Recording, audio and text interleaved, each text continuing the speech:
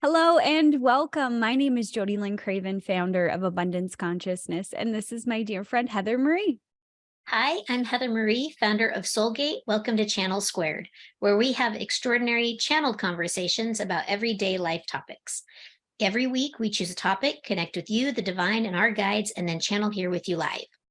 Yeah, and today we are on episode 6 of the How to Activate Your Spiritual Senses Now series. So if you haven't checked out those previous episodes, you definitely want to go and do that now or put it into your schedule to watch them soon. Today we are talking all about moving past imposter syndrome. Oh my gosh, this is such a huge topic because it affects so many people. But Heather, I want to hear from you first. What is your view of what is imposter syndrome and maybe some examples of how you've experienced it in your life? So, to me, imposter syndrome is when you think that you are a fraud. So, it's almost like your mind is trying to convince you that you're full of shit. so, like, You're I, crazy. Exactly. So, one of the things that I experienced when I had started channeling, and even just in spiritual work, just in general, even Reiki and all of that, like, when I was learning Reiki and I was getting my Reiki certifications, the only tangible thing that I had was that, like, I could feel the energy, like, in my hands. And I when people were working on me, I could feel the energy in their hands and I could feel the energy exchange. And so for me, Reiki was really, like, getting Reiki certified was really important piece of my development because it made my monkey mind start to become convinced that maybe there's something here. Maybe I'm not a fraud. So, but for me, when I first started channeling, it was, am I making all this stuff up? This was a constant thought in my head, was like, do I just have a wildly amazing imagination? And it really could make you think that way. I mean, your brain will try to process information that it doesn't understand any possible way that it can, and sometimes that means making you out to be crazy. Mhm. So that's kind of how, like, I experienced it, just like a disbelief that the information that I was receiving, the downloads that I was receiving, the words I was hearing, the images I was seeing, the impressions I was getting, that this was all just some figment of my imagination. And it took, a good amount of time to trust and lean into that I'm not actually making this up and that my imagination isn't really that good. But a lot of people go through very similar things. And you can even talk outside of this conversation of spirituality and using these tools that we've been talking about over the last 5 episodes before today. And I relate with you. That's how I felt when I started to lean into this stuff. Like it was kind of like, I don't want to tell people because people are going to think that I'm crazy. And also like, wow, what an imagination. There's no way that this could be real. And I also, to add to what you were saying, the brain is designed to keep us safe. So if there is this perception that, being different or knowing information that wasn't published in a book or taught to you by a guru or whatever, knowing information like that might be dangerous or scary in accordance with your mind, may put you out there in a way that, creates some fear or, dissonance. And so your brain is just trying to keep you safe by saying, stop, no, you're crazy. You're making all of this up. But it's a real problem. And I think it's really important, especially right now, as new earth comes in and there is this ascension upon us. Like, it's time to learn to communicate. And I mean, even Melinda said it on our last episode last week. She was talking about the clairs, and she was talking about, I don't even remember what context it was. But she was told that the clairs would be the communication of new earth. So Right. imagine, going from the way that you communicate today, where it's just, you know, with your mouth. I mean, there is the body language side of things, but we're way less consciously aware of what is happening with someone's body language. It's, again, tapping into those senses and seeing more of the entire picture, which brings us back to imposter syndrome, getting Right. Well, through it. exactly. And if you think about communication, because you're touching on communication here, right? And like communication before the spoken language and written language was formed, it was energetic. It was energetic, it was body language, it was, gestures, it was more encompassing of energy than of actual words and language. So I find it really amazing how, we came from a time before it was, actually spoken and written language, it was energetic language. And we're headed right back to that now, where it goes back to the energetic language. So the information that we were talking about last week with Melinda about, that communication being, energetic, it's, the language of telepathy, really. And, that is something that was channeled while she and I were working together, how important it's going to be for, the clairs to exist, because that's the language that we're going to. But, when you are learning to speak this new language, it's really easy to fall into imposter syndrome, where you think you're making it up, and really it comes from a place of fear. Mhm. You're afraid that people are going to think that you're crazy. You're afraid, you may even be afraid of the information that you are downloading or channeling or sharing or receiving. Mhm. When back in 2020, when the pandemic first hit, there was a lot of fear, and it was, I have my own personal opinions about the agenda of 2020, but there was a lot of fear and bringing up fearful states in people to essentially feed a narrative, right? I'm not saying one way or another about the narrative, but there was definitely an overarching feeling of fear. Mhm. And you can see how powerful fear can be. You can essentially create an entire world to shut down, stop operating because of fear, Yeah. right?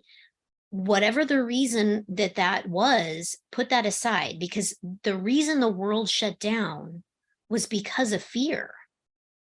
It Yeah. wasn't because, you know, we were going through a health situation. It was because we were afraid. And so when you look at fear from the context of imposter syndrome, fear is a very legitimate and real thing. And so it's important to recognize when you are having imposter syndrome and it's being driven by fear. Mhm. And it's important to recognize what's beyond that fear, behind that fear. Because a lot of times it's the fear of, maybe I don't know what I'm talking about. I don't know the information that I'm receiving. And more importantly, I might be wrong. And we have, as humans in the society that we're in today, we have this attachment, this serious attachment to being wrong. We never want to be wrong. And when you're wrong, it's internally, the way that we experience it is that we are the worst person in the world, and it's something that you can never come back from. So even starting to understand what it is that you're afraid of with this imposter syndrome. I'm afraid that I might be leading people down the wrong path or giving them incorrect information. Okay, are you leading them off a cliff literally, or is what you're doing coming from a good place, a good intention? Well, yes. Okay, awesome. And even if the information that you're getting isn't perfectly correct, if you want to use those words, you somehow make a mistake or you make a misstep while you're learning, you can learn to take a step back from that and see that as an opportunity to learn rather than a place where you were wrong. Maybe whatever it was that you were working on, it fit for that moment. And now that you see something new, it no longer fits. You were doing the best you could with the information that you had at the time. And I think understanding what your emotions are, I'm a huge proponent of this. You know this, Heather, not just shifting away from the feeling, but understanding what it is you're feeling so you can get a grasp on where your mind is trying to take you because of this fear. Yeah, absolutely. And the thing is that when you are in this state, in this fearful state, it really can isolate you. You can feel isolated, you can feel stifled. There's a lot of ways that this imposter syndrome can cut you off, even from your abilities. So I have worked with very powerful healers, channels, guides, teachers, like I've worked with some incredible people that were literally living in imposter syndrome. They just had no faith that what they were bringing forward was real, Yeah.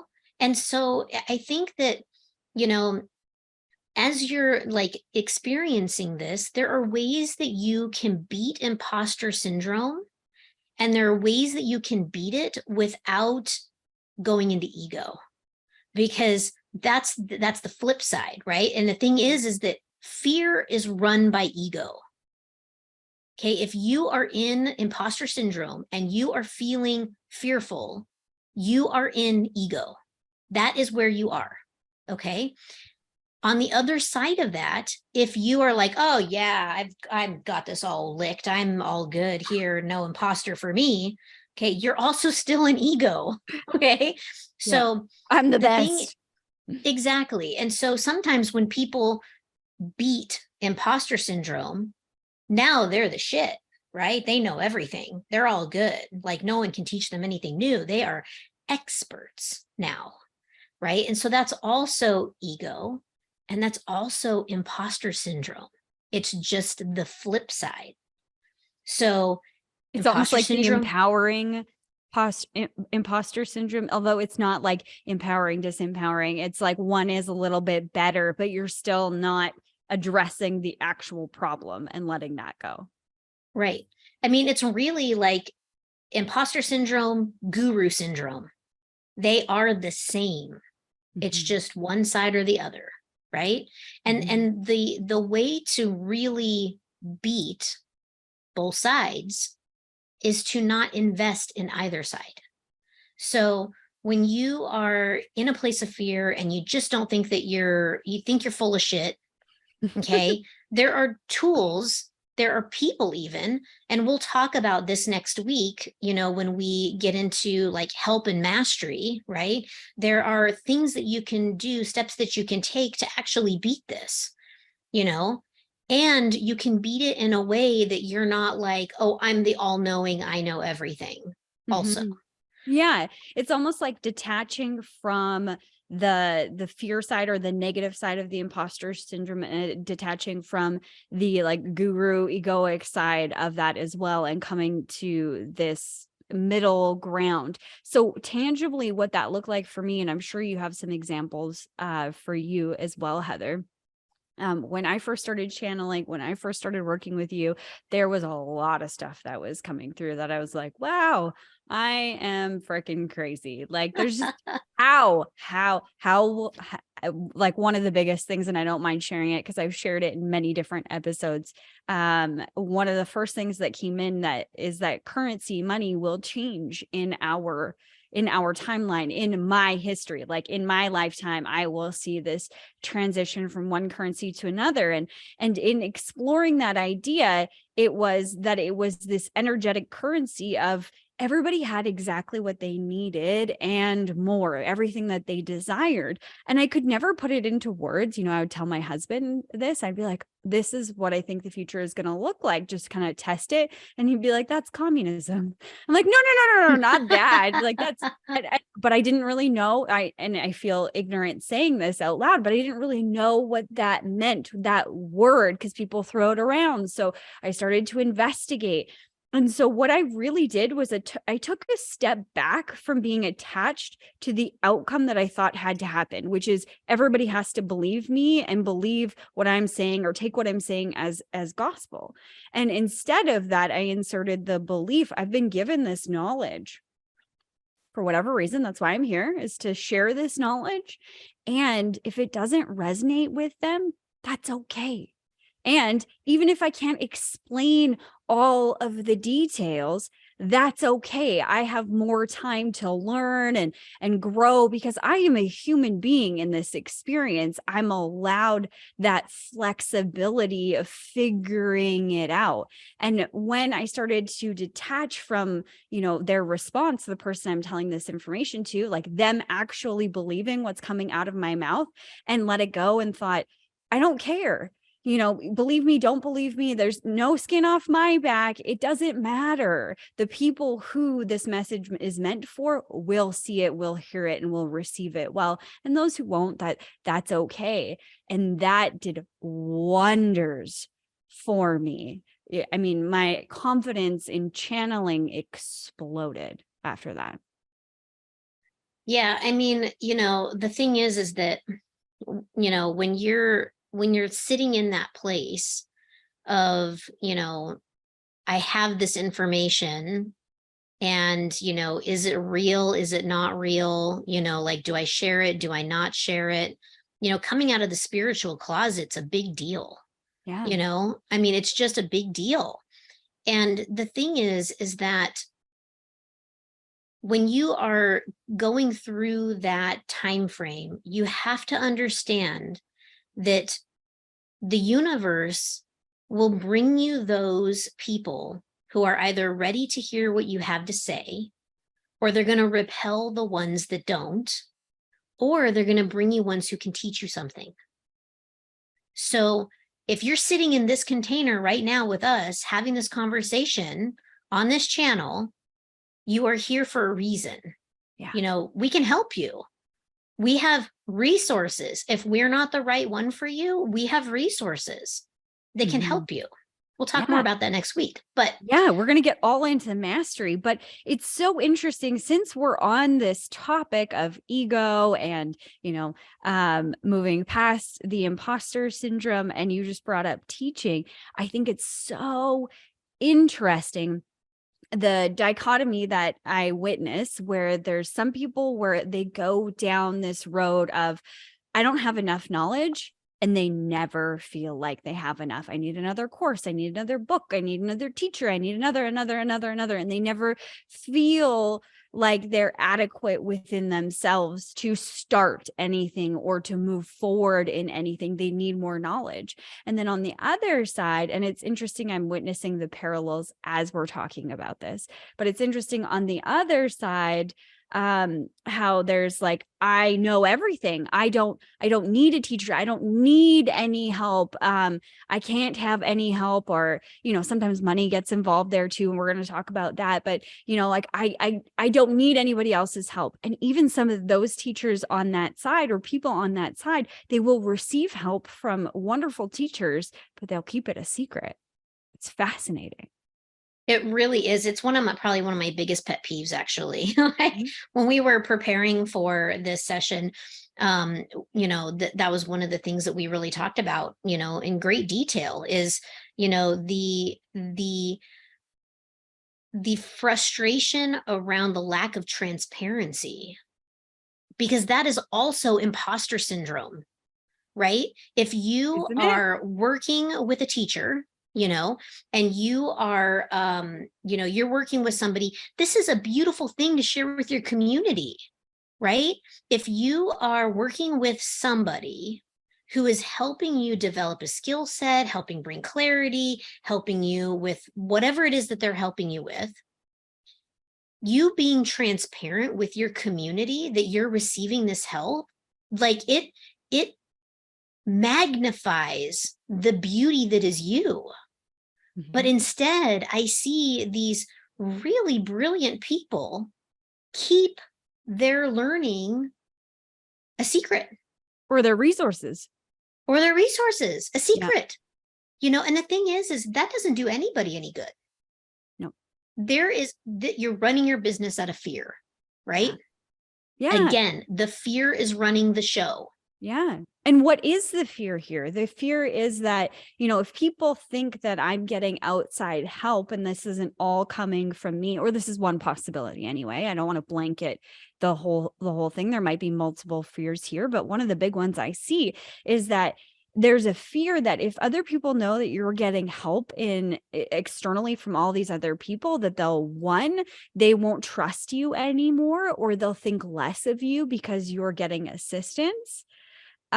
Which I think we should talk about that, because that is just a messed up belief. And second, there's a fear of, well, if I learned how to channel from Heather. This is true. I learned how to put up boundaries. I learned how to clarify my channel. I learned how to turn it on, turn it off, all of the important things that you need to do to be a good channel and get clear and concise information. I learned all of that from Heather. But some people would be afraid to say that because, well, why would you come to me for channeling rather than just go to the guru who taught me, Heather? But there's, even in that dichotomy that we're talking about between you and I, we are different channels. You channel on very different stuff than I channel. And I am okay because I'm not afraid of this loss. I know what's meant for me will be. I will get that. It'll come back to me in some way, shape, or form.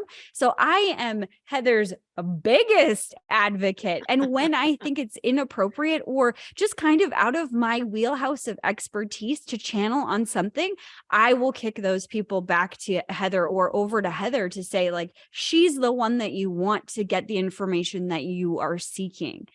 Right. But I think it's so fascinating that we have this belief system in our mind that if if people know that I got taught by this person or that person, and they're extraordinary human beings, they're not going to want to come to me. Not true at all. Not Mhm. true at all. Yeah. Well, and I think that, there's also, a certain amount of the spiritual community population that will say, um, you should hire me because I've invested a ton of money becoming this amazing person for you, coach, teacher, healer, whatever. But they don't, and they use that almost like a sales tactic, right? Mm-hmm. But the reality is that, you know, that's great. It's the same thing as going to university, right? It's the same thing. You go to school, you learn your trade, and then you practice your trade, and yes, you should be compensated for the fact that you got the education. Yeah. But you wouldn't hide what university you went to. No. You'd say, oh no, I'm a graduate of Harvard or Yale or whatever school, insert school here, right? Yeah. But for some reason in this community, there's this hiding of this information. Mm-hmm. Like it's going to make them less amazing or something, right? I I think, know and that sorry, go ahead.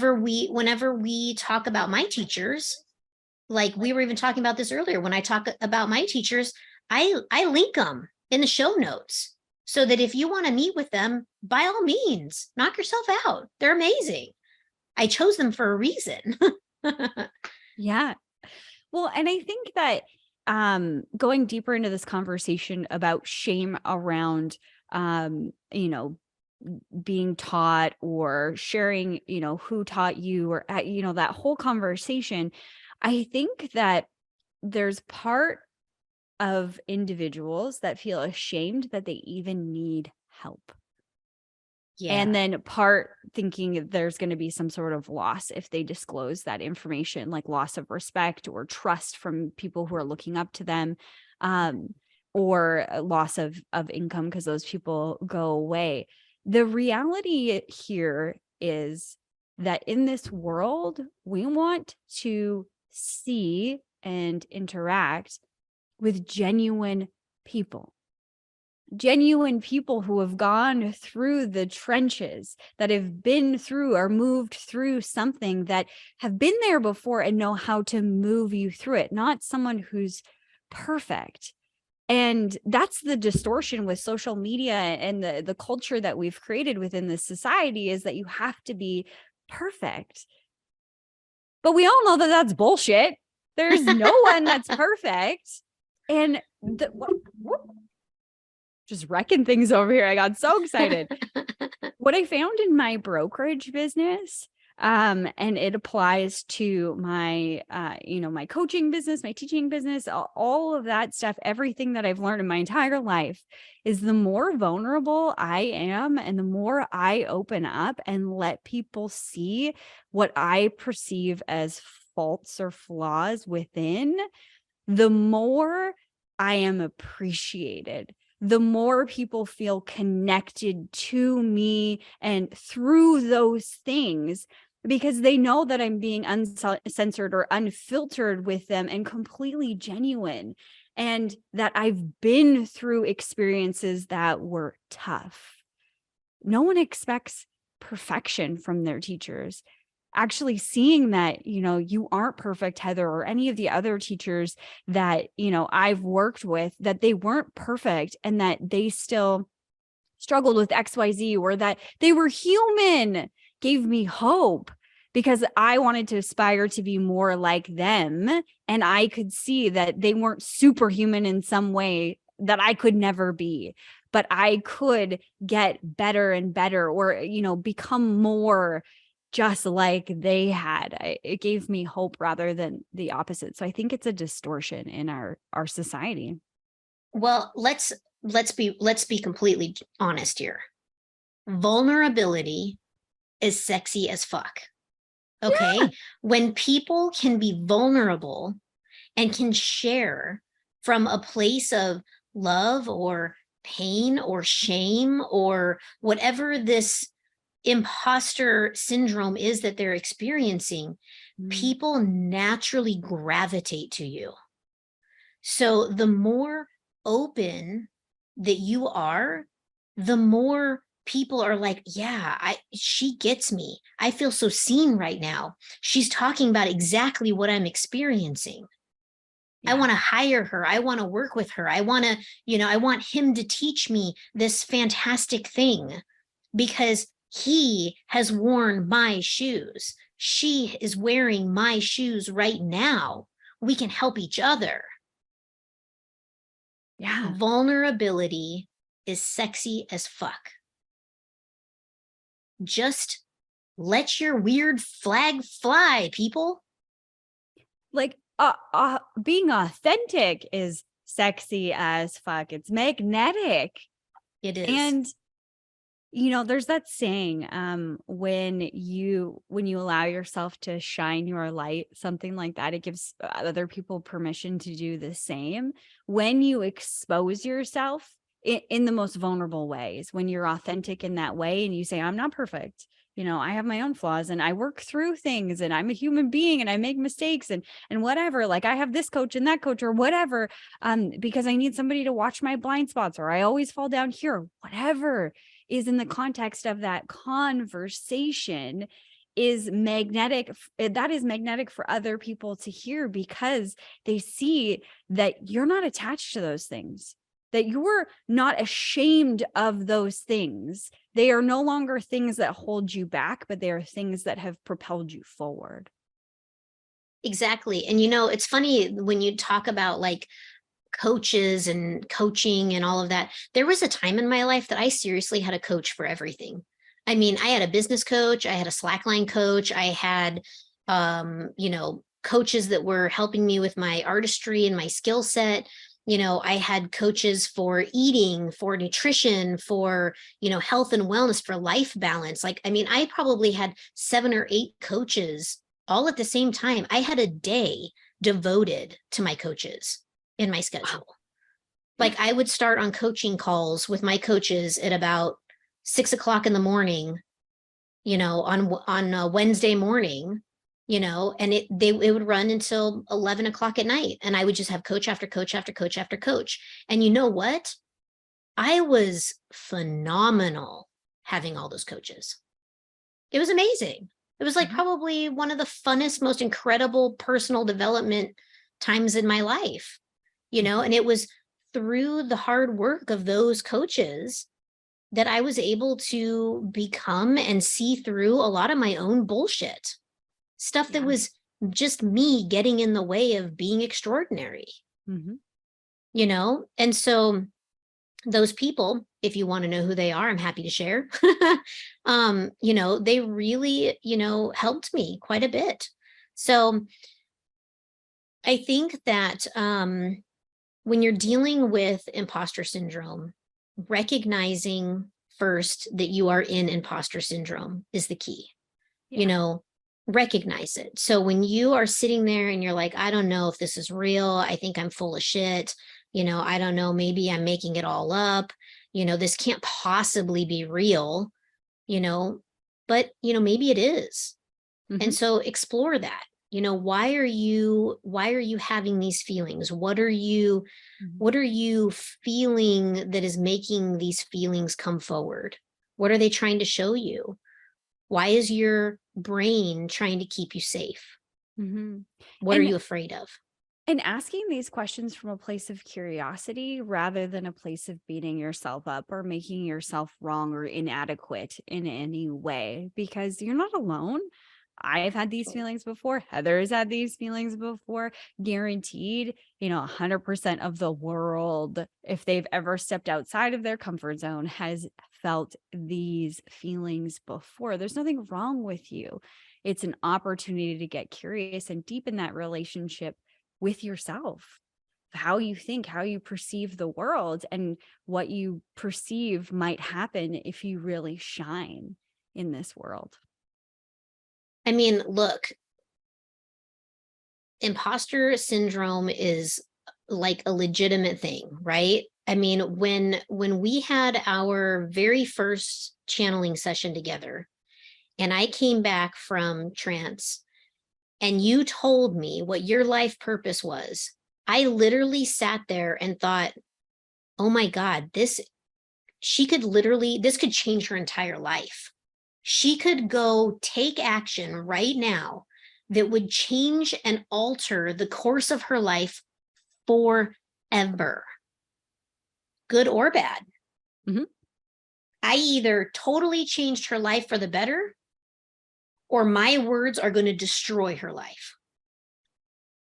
Only Wow. one way to find out. Yeah. And that's for you to take action, right?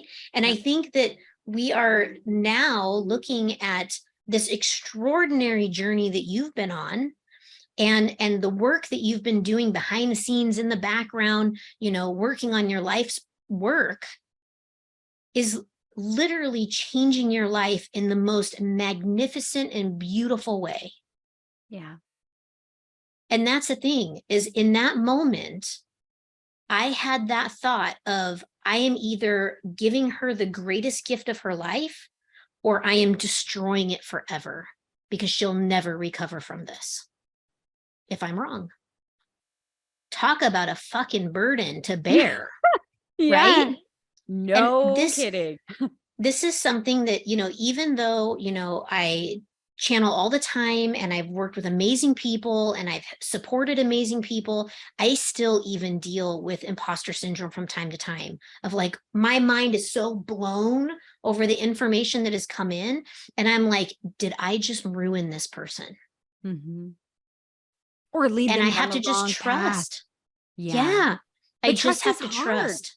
Trust Mhm. can be hard when you're out of practice. Yeah.